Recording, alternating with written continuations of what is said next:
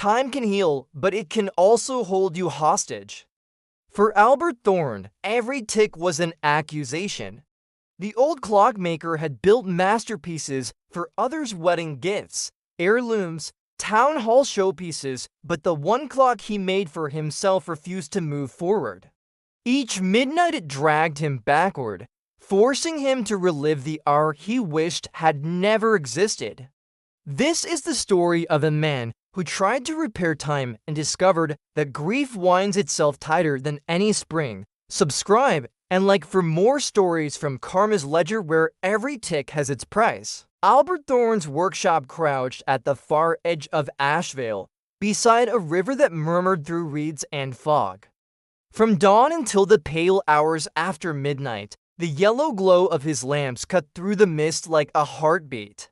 The room was always thick with the smell of oil and brass filings, every surface littered with tiny screws, gears, and bent spectacles.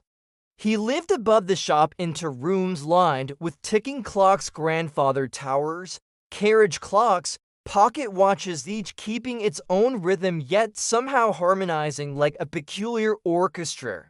Townsfolk said he could tell the hour by instinct alone. Some joked he'd wound his soul to a pendulum's pace. But behind the counters of precision lay chaos, one unfinished clock looming at the back, covered by a linen sheet. Its silence was louder than all the rest. That clock belonged to memory. It had been meant for Clara, his daughter, the bright-eyed girl who brought him tea in chipped mugs and could name every tool in his bench. On her 16th birthday, he'd promised her a clock with its own heartbeat, something delicate enough to sound like laughter. The day she died delivering his lunch, he was filing the escapement for that very gift. The pendulum froze mid-swing the moment the carriage struck her. No adjustment could restart it. Albert never finished the piece. Instead, he built around it, layer upon layer of noise and work, hoping sound might drown sorrow. But silence kept finding him in the brief pauses between ticks. When he slept, he dreamed in rhythm, each beat whispering Clara, Clara, until he woke sweating and ashamed that time itself pitied him. Years dulled grief into routine, but grief is patient. One January night, the river outside turned to glass and snow pressed against the windows like ghosts trying to come in. Albert sat alone at his bench, lantern trembling with every draft. He told himself he only meant to dust the clock, maybe polish the brass trim, but curiosity can masquerade as courage. Pulling away the sheet released a smell of cedar and old air. The wood gleamed untouched by years as though waiting. His hands moved on their own, setting the gear teeth, tightening the mainspring, fitting the tiny brass cog engraved with her initials. When he slipped the pendulum into place, the air shifted. A soft vibration ran through the floorboards, then one swing, then another. The sound was impossibly warm, the faint tone of a pulse remembered. The first chime came slow and heavy, spilling through the walls like thunder underwater. Then the world responded. The frost on the windows melted backward, refreezing into patterns that shimmered like river currents in reverse. Every clock in the shop faltered, then began ticking the wrong way. The candle flames leaned east, and the smell of varnish turned to spring air. Albert gripped the counter, dizzy. He looked outside and saw snow climbing upward, flakes vanishing into the gray sky. The streets were lit not by gaslight, but by old lamplight, warmer, gentler, belonging to another decade.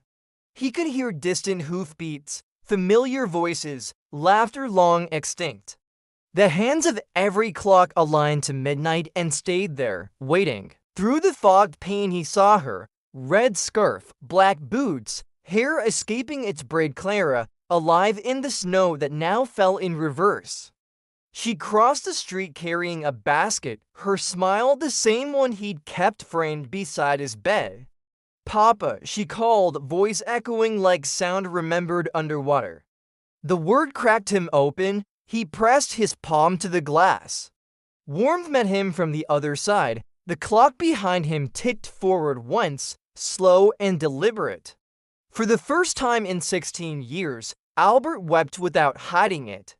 Midnight stretched long and bright, and in that impossible hour he felt her presence not as a ghost but as mercy, time offering him one more heartbeat before the reckoning it owed. Morning returned as though it had never left.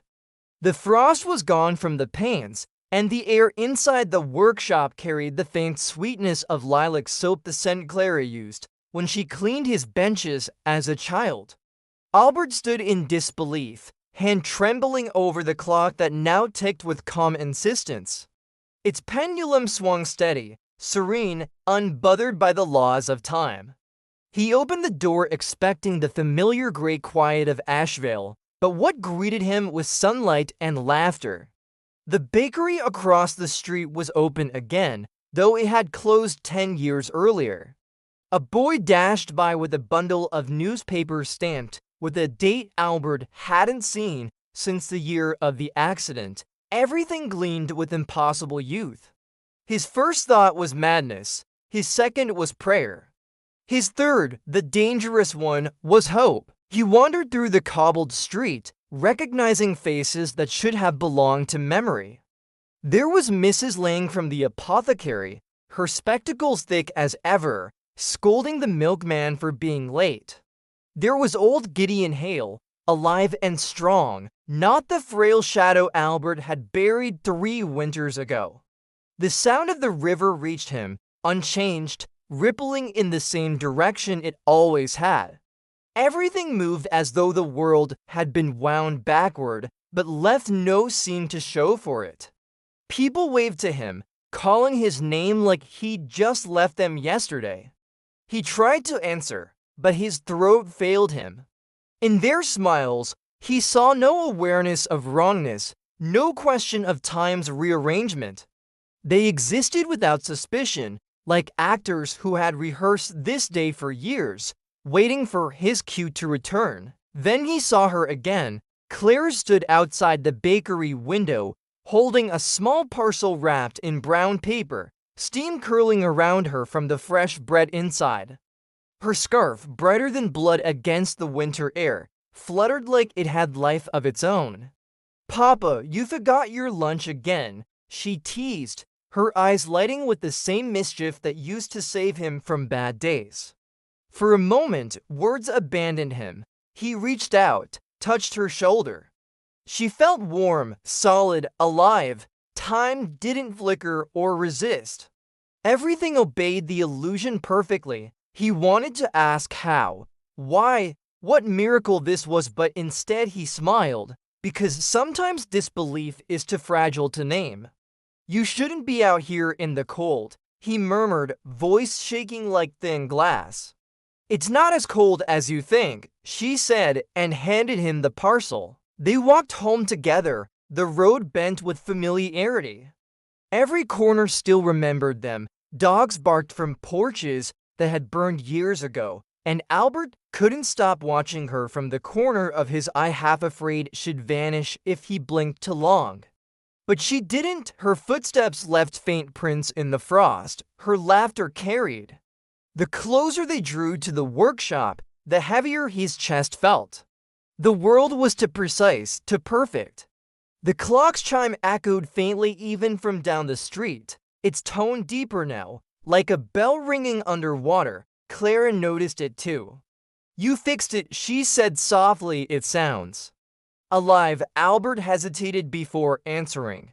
"I don't remember doing it," she smiled, tilting her head. "Maybe it remembered you." That night, after she went upstairs to her old room, Albert stayed at his bench, hands trembling over his tools. Every instinct told him this wasn't real.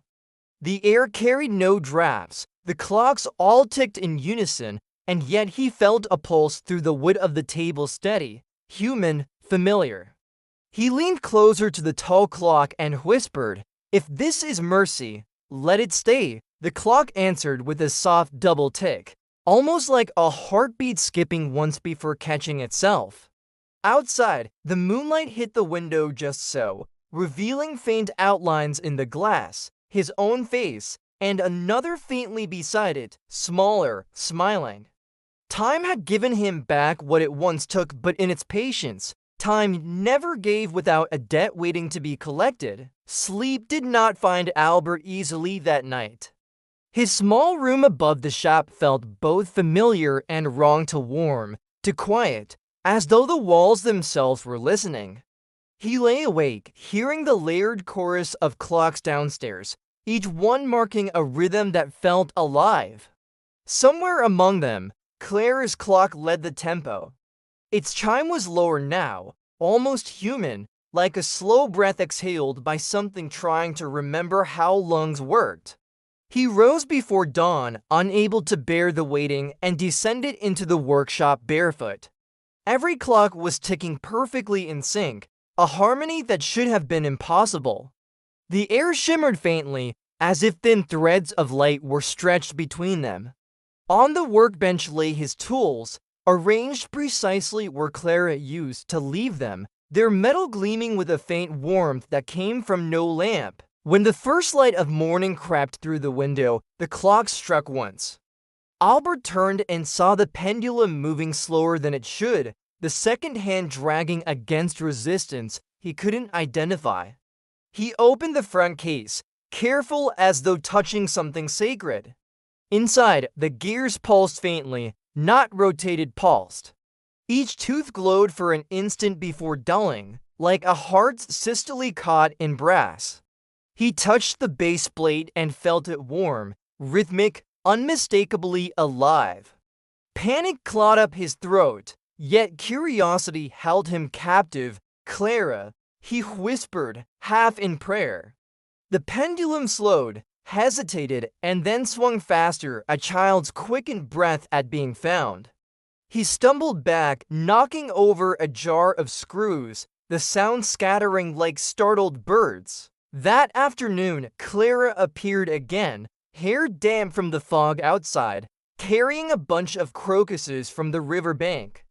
She placed them in a cracked vase on his work table and looked at him with a tilt of concern. "You look pale, Papa. Have you eaten?" He could barely meet her gaze, not from fear but from awe. Every gesture, every inflection of her voice was perfect to perfect. "Clara," he said slowly, "do you remember? Yesterday," she laughed softly, "of course." Why wouldn't I? But there was a brief hesitation in her tone, the smallest flicker of confusion before her smile reassembled itself. He almost asked again, but stopped. He didn't want to break whatever fragile order was keeping her here. Instead, he just nodded and thanked her for the flowers. Her smile lingered longer than it should have. As the days stretched, the clocks began to lose harmony. One by one, they drifted into discord, some running faster, others slowing as though burdened by invisible weight. Only Clara's clock stayed steady, its chime cutting through the noise like a heartbeat among static. Albert tried to tune the others, adjusting escapements, oiling pivots, recalibrating balance wheels, but the room seemed to resist him. Tools slipped from his hands, the air thickened with an unseen charge. Then he noticed the photographs on the far shelf, portraits of Clara, taken years ago, now subtly changed. Her eyes seemed to follow him differently, her smile dimmer, knowing. The more he stared, the more one question rooted itself in his mind. Was she real again, or only remembering how to be? That evening, just before dusk, Albert wound the clock once more. Its chime rolled through the walls, slow and deliberate. From the corner of his eye, he saw movement to reflection in the glass case. Clara standing behind him, though the real Clara was upstairs humming softly. In the reflection, her eyes were calm but hollow, as if watching from behind time. "You're trying too hard, Papa," the reflection whispered, though her lips never moved. The workshop temperature dropped sharply, frost blooming along the brass edges of his tools. The pendulum slowed again, its rhythm faltering into silence, When he turned around, no one was there. But upstairs, the humming stopped, replaced by the faint sound of a clock ticking where it shouldn't have been ticking at all. Albert woke before dawn to the sound of ticking steady, singular, alive. It wasn't coming from the workshop this time, but from upstairs, behind Claire's closed door. He climbed the steps slowly, each creak under his feet sounding deliberate, like the house itself was timing him. When he opened her door, he found her asleep, one arm draped over a pillow, her breath rising and falling in rhythm with the faint chime from below. On her nightstand stood a small clock he didn't recognize one he hadn't built. Its face was pale porcelain, its hands thin as veins, and its tick matched the exact pace of Claire's pulse. For a moment he thought his mind had broken, that grief had sculpted its own comfort. But when he reached out to touch it, the clock stopped. Claire stirred, eyes opening halfway. "Papa, you'll break it," she murmured. Then she rolled over and slept again. The clock resumed ticking. That morning, the fog over Asheville thickened into something close to blindness. Albert ventured out to gather supplies, though he barely knew why. The streets had grown quieter, the faces fewer. He noticed that each person he passed looked only at him, nodding solemnly as though attending an invisible sermon. The bakery was gone, the apothecary was boarded. And across the street, where Claire once played hopscotch, the ground seemed unnaturally level, as if time had smoothed away even the idea of childhood. He clutched the parcel of oil and gears he didn't need and hurried home, heart thudding. When he returned, Claire stood at the window, watching the empty street. "Where did everyone go?" she asked. Her reflection in the glass blinked a second too late. The following days folded over themselves. He'd speak to Clara in the morning, then find her downstairs at the same table, asking him the same question he'd just answered, meals repeated.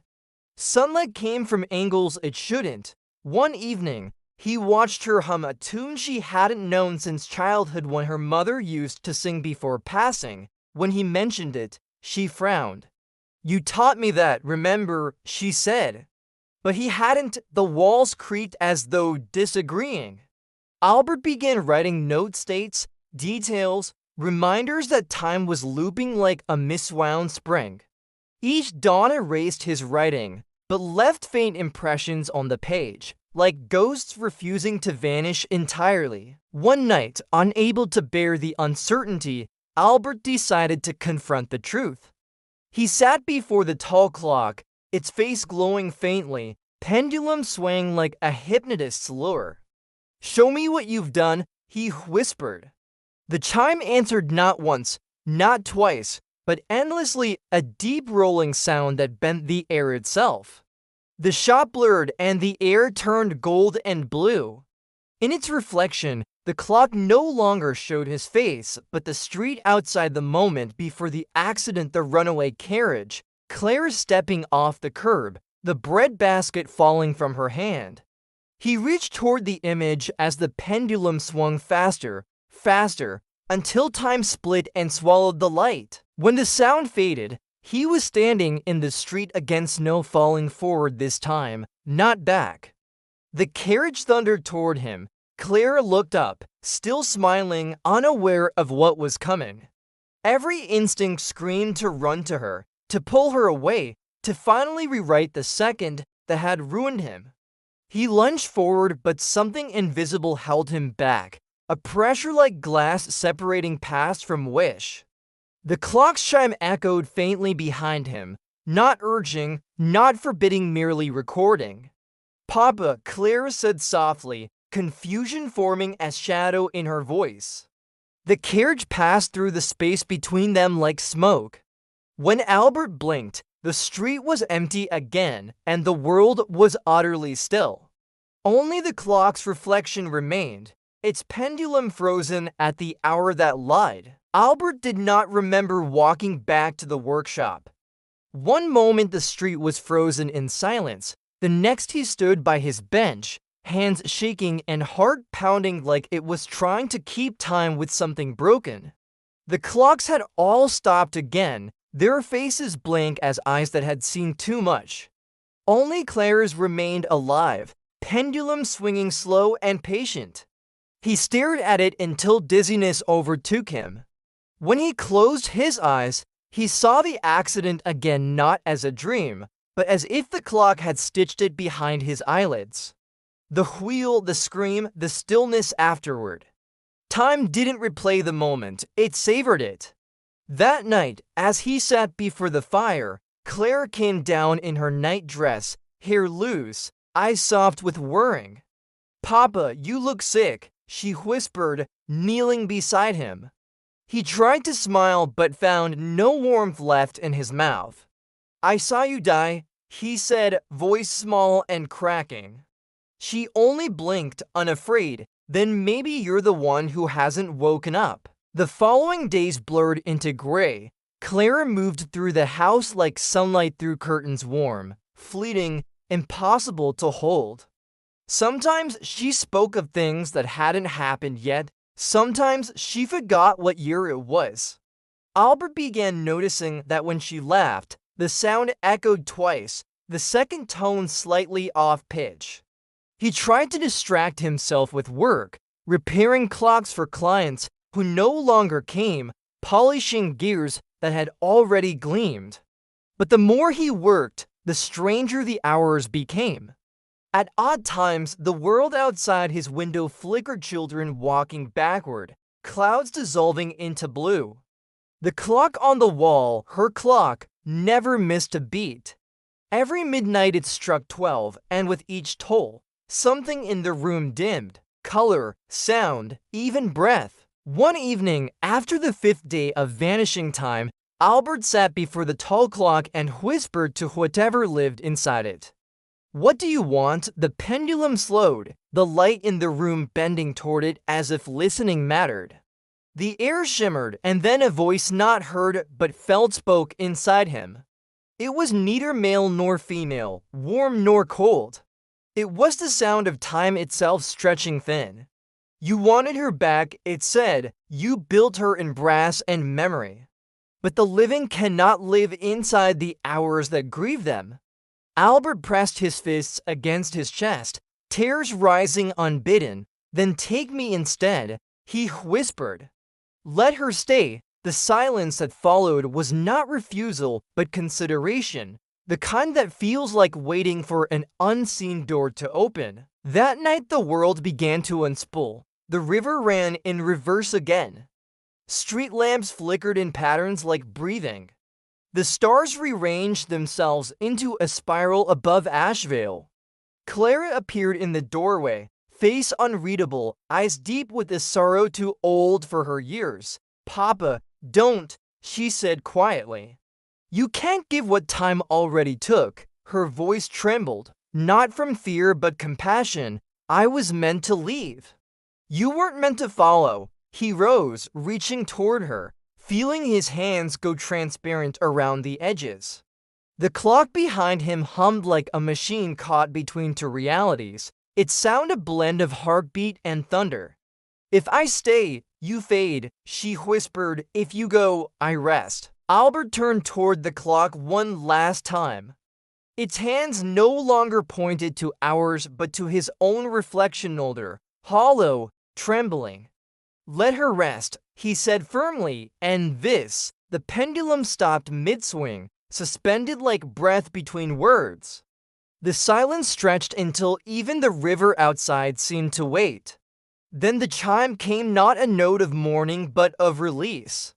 The air filled with warmth, the frost on the windows melted and ran like tears. Clara smiled softly, stepping back toward the light that had begun to open behind her. "Thank you," she said, voice barely more than air.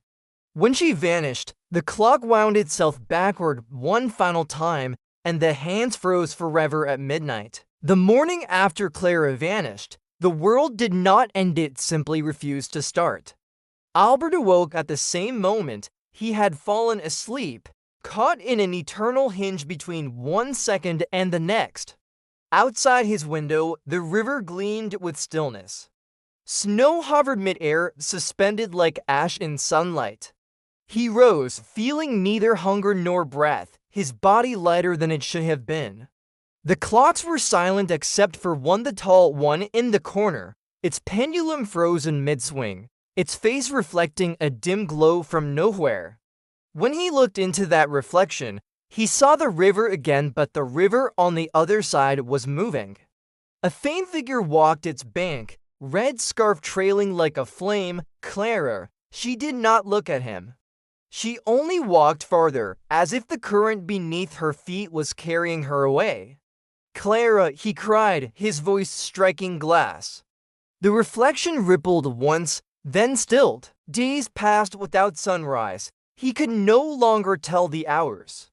The air inside the workshop remained the same shade of dim gold no matter how long he waited. Albert tried to work, to wind a new spring or replace an escapement, but his hands shook too much, and the metal refused to obey. It was as if time itself had exiled him, left him in a corridor between worlds. Each time he approached the tall clock, the reflection inside it changed slightly, sometimes showing the empty street of Asheville, sometimes the interior of his home that once was, alive and warm. Other times, it showed the river bank again, the water slowly receding, exposing the stones beneath. On one of those stones sat the brass cog engraved with Clara's initials. He pressed his hand against the glass, desperate to cross through. The surface felt like breath, warm, responsive, but solid. At some point he no longer knew when a sound began, soft, deliberate, mechanical. A ticking, faint, and inconsistent, like a clock trying to remember how to live. It came from nowhere and everywhere, echoing from the walls, the floor, even his own heartbeat. He followed it to the window, where frost had begun forming not from the outside, but within the glass itself. Two patterns emerged, one shaped like an hourglass, the other like wings. As he watched, the frost melted upward, revealing another scene, his workshop years ago, filled with light, Clara beside him painting the small hands of a pocket watch. Her laughter filled the air like birdsong. He reached toward her reflection, but this time his fingers sank slightly into the glass as if the world was deciding whether to let him in. Behind him, the tall clock groaned. Its pendulum began to swing again, violently, its motion rattling the tools on his bench. Every tick sounded heavier, slower, like a giant heart faltering toward its last beat. The reflection in the glass flickered faster, showing images in quick succession: his wife's funeral, the day he lost the shop's sign in the storm, the moment he'd first drawn Clara's face in charcoal after her death. The room filled with overlapping sounds, laughter, screams, ticking river water, the hiss of steam. Albert fell to his knees, covering his ears. "Enough," he cried. The ticking stopped. The silence that followed was complete, thick, holy. Then, softly, a whisper rose from the clock, not in English, not in words, but something older. He understood it anyway. There is no time left to trade. He stood slowly, legs trembling. The glass of the window now shone like liquid silver, and within it, Clara waited, her hand outstretched. She looked peaceful, her expression neither pleading nor sad. Behind her, the river ran clear again, its surface reflecting morning light he hadn't seen in years. Albert pressed his hand against the glass one last time. It gave way, cold and gentle. The pendulum behind him stopped completely. For a brief second, both worlds touched hers and his, then collapsed into one sound. A single, long chime rolling through the empty town. When the echo faded, Asheville woke to a new day, and the workshop stood empty, its windows gleaming with the frost pattern of an hourglass. The tall clock, now silent, bore no reflection at all. Morning returned as a quiet that felt too deliberate to be peace. The town of Ashvale was awake again, but slower, softer, as though time, exhausted by its own bending, had decided to move carefully. The river flowed, yet its surface barely rippled. The bakery reopened, but its bell rang a fraction of a second late each time the door opened. Albert Thorne's workshop, however, stood still. Inside, everything remained untouched: the benches, the unlit lamp, the unfinished clock that had once bridged life and loss. But now there was no Albert. Only faint footprints in dust, leading from the bench to the window, stopping where the frost had melted into perfect transparency. Townsfolk whispered that they'd heard a chime the night before, a single, clean note that rolled through every home like a sigh of release. When they passed his shop, they saw the clock face gleaming faintly, as though reflecting a sunrise that wasn't there. A week passed before anyone entered. It was Claire's friend, Mary, and the girl who'd grown old but never left Ashvale. She brought flowers, white hyacinths, and placed them by the door. She noticed something strange. No dust had gathered inside, though no one had opened the windows. The air felt new, light, freshly made. She touched the tall clock's face, expecting cold glass, but found warmth instead. The hand still pointed to midnight. The pendulum rested perfectly still, but it felt heavy, as though holding the weight of years. Mary Ann leaned closer and saw faint writing etched around the inner brass ring, words that hadn't been there before. Time owes no debt to love, but love keeps the ledger anyway. She stepped back, crossing herself instinctively, and left the shop door open on her way out. The whine that followed sounded eerily like a clock exhaling. At the edge of town, the river thawed completely. Fishermen claimed that when the light hit the water just right, they could see reflections that didn't belong, faces of people who had already gone. Some swore they saw Albert walking along the bank with his daughter, both laughing, both unaware of being seen. Others said it was just the wind and their own hope making patterns in the current. Yet hope has always been the most convincing ghost. Late one evening, a young boy tossed a stone into the river and heard not a splash but a soft chime, delicate and measured. He ran home crying, though he couldn't explain why. The seasons moved again, cautiously at first. Spring unfolded like an apology. The clocks in Ashvale returned to their ordinary rhythm, though sometimes, in the quiet between the hours, they would all fall silent together just for a second. Those who noticed it said the silence didn't feel empty, it felt full. People began visiting the workshop less for repairs and more to stand still in its doorway, claiming the air there made their hearts feel steady. A few said they heard faint laughter from upstairs, a girl's voice fading as quickly as it came. The mayor suggested restoring the place as a memorial, but the townsfolk disagreed. Some stories, they said, don't need plaques, they already tick in the walls. One night, a traveler stopped in Ashvale, a clockmaker from another town, curious about the legend. He entered the workshop and studied the tall clock under the moonlight. It was perfect, yet wrong. Its gears had fused together, every wheel still yet aligned in flawless order. He wound it gently, once out of habit. The pendulum moved, but only once. A single tick filled the room, echoing long after it should have faded. The man smiled faintly, understanding more than he could say.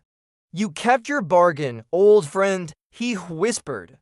As he left, he noticed the frost returning to the window, not cold this time, but glowing faintly from within, the outline forming to shapes, holding hands. In the reflection, for a fleeting second, the clockmaker thought he saw the face of a girl in a red scarf smiling back. Years passed before anyone spoke Albert Thorne's name without lowering their voice. Ashvale aged softly, Progress arrived politely. The factory by the river went quiet and new faces filled the town square. But the workshop remained untouched, standing like a bookmark in a Storytime refused to finish. It had become something between a secret and a sanctuary.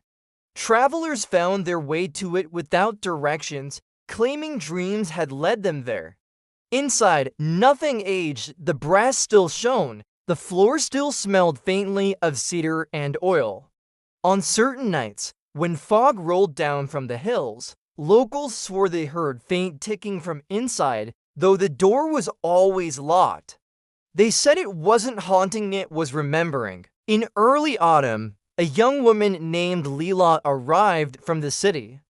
She was a restorer by trade, hired to inventory relics in the region. The mayor suggested she visit the Thorne place to see if anything could be cataloged.